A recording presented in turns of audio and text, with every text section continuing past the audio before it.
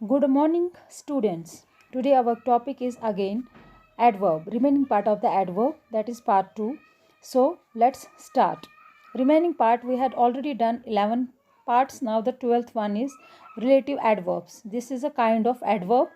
These are the same in form as interrogative adverbs, but instead of asking questions they combine two sentences together. ये बिल्कुल वैसे ही है जैसे interrogative adverb होता है, लेकिन यहाँ पर क्या चीज़ है, यहाँ पर जो इंटेरोगेटिव एडवर्ब्स हैं वो बजाय इसके क्वेश्चन पूछने के बजाय वो सेंटेंसेस को जोड़ता है. Hence a relative adverb is a double part of speech, इसलिए ये डबल पार्ट ऑफ स्पीच है. An adverb and a conjunction combined, दो सेंटेंसेस को जोड़ता है. पहला है this is the place where we live. यहाँ पर वेयर आ गया relative adverb. I shall tell you why he failed, why. I remember the day when he was born, when, and we know how you did it. तो यहाँ पर जो भी ये इंटेरोगेटिव टाइप वर्ड्स हैं, वेयर, वाई, व्हेन, हाउ, तो ये सब क्या आ गए, रिलेटिव एडवर्ब्स. नाउ हम यूज़ करेंगे अब कुछ एडवर्ब्स का. आप देखिए वेरी और मच, हमेशा हमें कभी कन्फ्यूजन होता है कि वेरी और मच डिफरेंस क्या है. वेरी जो है that is used with positive degree, much is used with comparative degree. हमारे पास कितनी डिग्रीज होती हैं, पॉजिटिव, कंपैरेटिव एंड सुपरलेटिव. ठीक है, तो वेरी जो है वो पॉजिटिव डिग्री में इस्तेमाल होता है और मच जो है वो कंपैरेटिव डिग्री में. जैसे she is very happy now, very यहाँ पर यूज़ हुआ, हैप्पी पॉजिटिव डिग्री आ गया.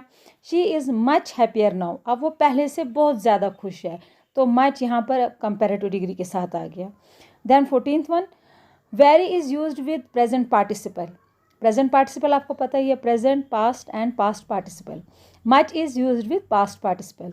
तो this book is very interesting, very यहाँ पर आ गया, इंटरेस्टिंग हो गया first form of the verb plus ING. फिर आ गया I am not much interested in botany, and much यहाँ पर इंटरेस्टेड आ गया वर्ब की third form. To denote some kind of excess, it means more than enough, something that goes beyond the desired limit. Very should never be use in the sense of too. जैसे he works very hard, वो बहुत मेहनत करता है. He works too hard, it is not good for his health, वो हद से ज़्यादा मेहनत करता है, ये उसकी सेहत के लिए ठीक नहीं है. ठीक है, इस तरह आपको वेरी और टू और मच तीनों जो हैं इनका आपको मीनिंग सेम लगता है, बट दे आर डिफरेंट. ठीक है, so too and enough are opposite in their meaning. To is used for the word it qualifies and enough as adverb is used after the word it qualifies. जैसे he is too weak to walk, वो बहुत ही कमज़ोर है चलने के लिए, तो to पहले लग गया बिफोर द वर्ड वीक जो उसको क्वालिफाई कर रहा है एडवर्ब को. he is too late for the train, he is rich enough to buy a car, he is rich enough यहाँ पर देखिए बाद में लग गया, enough जो है वो क्वालिफाइड वर्ब के बाद में लग जाता है. ठीक है, to buy a car. This money is sufficiently enough for him, तो यहाँ पर सफिशेंटली पहले लग गया और उसके बाद एनफ लग गया. सो इसी तरह too is sometimes used in the sense of also. Too जो है वो कभी कभार आल्सो के बजाय आल्सो के सेंस में भी इस्तेमाल किया जाता है. जैसे he played and worked too, वो खेल रहा है और काम भी कर रहा है, मीन्स यहाँ पर ये आल्सो का काम कर रहा है. He abused Sohan and beat him too, उसने सोहन को उसके साथ बुरा बिहेव किया और उसको मारा भी. ठीक है, तो अब देखिए टू, एनफ, टू, आल्सो, कितने मतलब एक ही वर्ड में, एक ही वर्ड को हम इंग्लिश लैंग्वेज में कहाँ कहाँ पर यूज़ कर सकते हैं. ठीक है, so this is very important for you. Then little, a little, little not much, बिल्कुल बहुत ज़्यादा नहीं. It is used in the negative sense. A little, some at least, थोड़ा बहुत. ठीक है, ज़्यादा नहीं और a little हो गया थोड़ा बहुत. It is used in the affirmative sense, means जब little अकेला होगा तो negative sense में लगेगा, a little होगा तो positive sense में लगेगा. I little expected that he would pass, यहाँ पर means मुझे ज़रा सी भी उम्मीद नहीं है कि वो पास होगा, तो देखिए यहाँ नेगेटिव सेंस आ गई. He was a little tired, he was a little tired means वो थोड़ा सा थका हुआ है.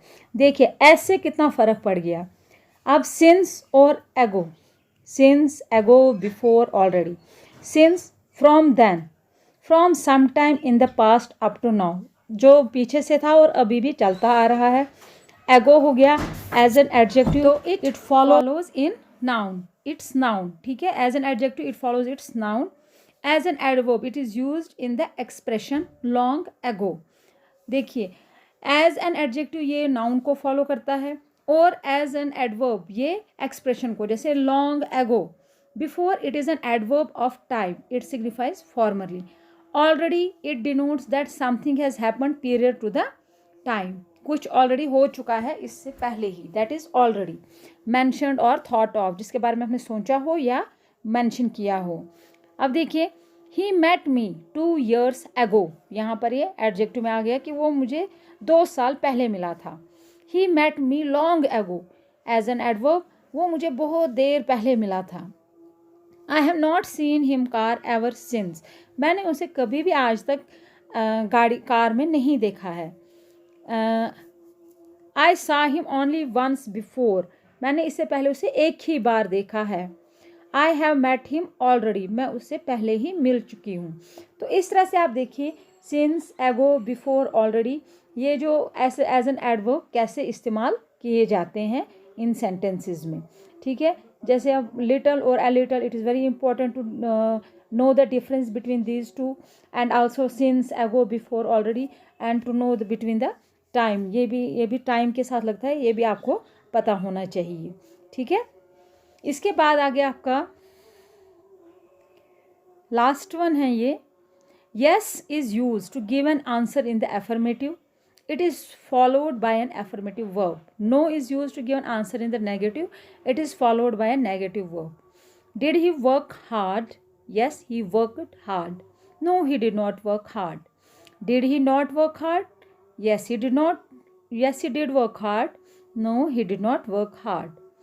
Else should always be followed by but. Else और but, else हमेशा but के साथ ही इस्तेमाल होता है। Other should be followed by then, जैसे it is nothing else but greed, ये और कुछ नहीं सिर्फ लालच है। It means else और other, ये भी एडवर्ब में ही आते हैं और एक इस तरह इस्तेमाल होते हैं, दोनों इकट्ठे इस्तेमाल होते हैं। I could not do it other than hurriedly, मैं इसको इतनी जल्दी नहीं कर सकता हूँ जैसे बाकी काम करते हैं, other than hurriedly, ठीक है। फिर आ गया never। This word can't be used with verbs indicating a special point of time, ये वर्ड नेवर जो है ये कभी भी वर्ब के साथ इस्तेमाल नहीं किया जाता है जो कि हमें स्पेशल पॉइंट ऑफ टाइम बताता हो, and can't take the place of do not or did not in such sentences. जैसे I never remember having met her, यहाँ पर नेवर तो लग गया, ठीक है, लेकिन अब इसमें डिड नॉट, डू नॉट नहीं लगेगा। जैसे इसका नेवर का मतलब ही हो गया नेगेटिव, कि मुझे नहीं याद है कि मैंने इनको कब देखा है या इससे कब मिली हूँ, ये इनकरेक्ट है। यहाँ पर क्या आएगा, I do not remember ever having met her. Ever यहाँ पर लगाया हमने, आई डू नॉट रिमेंबर, मुझे याद नहीं है कि हम कभी मिले भी हैं, ठीक है। तो इस तरह से आप देखिए ये दो सेंटेंसेस जो हैं, एक पहला इनकरेक्ट है and second one is correct, ठीक है। तो फिर से आप देखिए ऊपर से, यस जो है that is used as an affirmative, it is followed by the affirmative verb, and no is used as an answer in the negative and it is followed by the negative verb, तो वो भी हो गया। and then else and other, ठीक है। else और other, else कभी भी but के बगैर नहीं यूज़ होता है और other जो है वो कभी भी then के बगैर यूज़ नहीं होता है। it is nothing else but greed, I could not do it other than hurriedly, and 22nd part is never, this word can't be used with the verbs indicating a special point of time, और ये कभी भी जहाँ did not लगेगा वहाँ did not ही लगेगा, और जहाँ do not लगना होगा वहाँ do not ही लगेगा, उनकी जगह हम never का इस्तेमाल नहीं कर सकते हैं। जैसे पहला अभी सेंटेंस पढ़ा हमने, I never remember having met her, यहाँ ये गलत है, इसकी जगह हमें क्या लिखना, I do not remember ever having met her, ठीक है।